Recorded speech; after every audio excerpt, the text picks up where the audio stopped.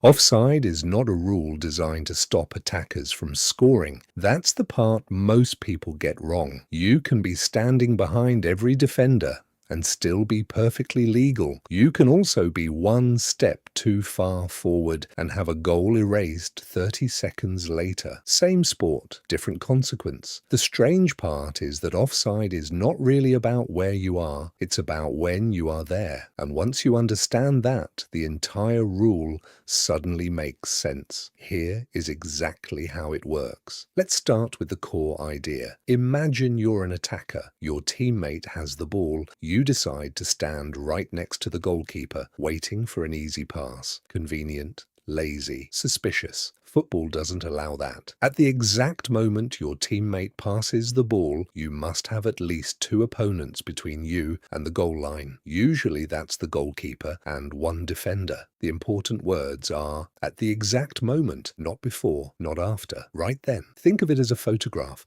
The referee mentally takes a snapshot when the pass is played. Your position in that snapshot is what matters. Everything else is noise. Now for the part most people miss. Why does this rule exist at all? Because without it, attackers could simply camp near the opponent's goal for the entire match. No tracking back, no positioning battles, no defensive shape, just permanent goal hanging. Very efficient, also very boring. Offside forces attackers and defenders to move together. It keeps the field compact. It creates space, pressure, and timing.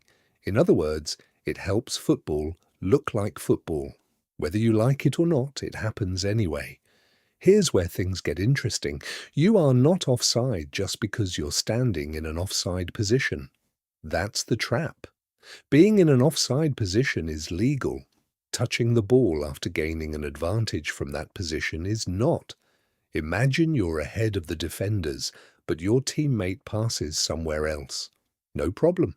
You can stand there all day. The referee does not care. Well, probably a little, but not enough to stop play.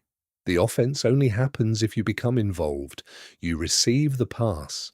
You challenge an opponent. You affect the play. Position alone is not the crime. Participation is.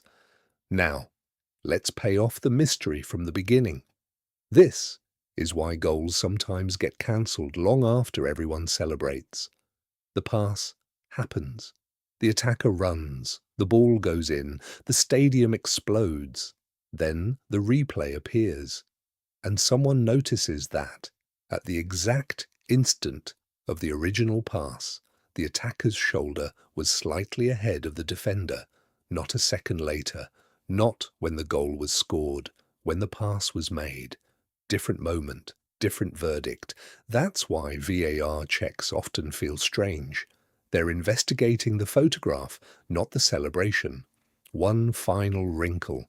Offside only applies in the opponent's half, and you cannot be offside directly from a goal kick, a corner kick, or a throw-in. 3 exceptions. One gift to attackers. Football occasionally enjoys being generous, so here's the entire rule in one sentence. When a teammate passes the ball, you cannot be closer to the opponent's goal than both the ball and the second last defender if you're going to become involved in the play. That's it. Not where you finish, not where you run, not where you score, where you were when the pass happened. The game has not changed. You have. You're welcome. Subscribe if you enjoyed this type of content. It means a lot.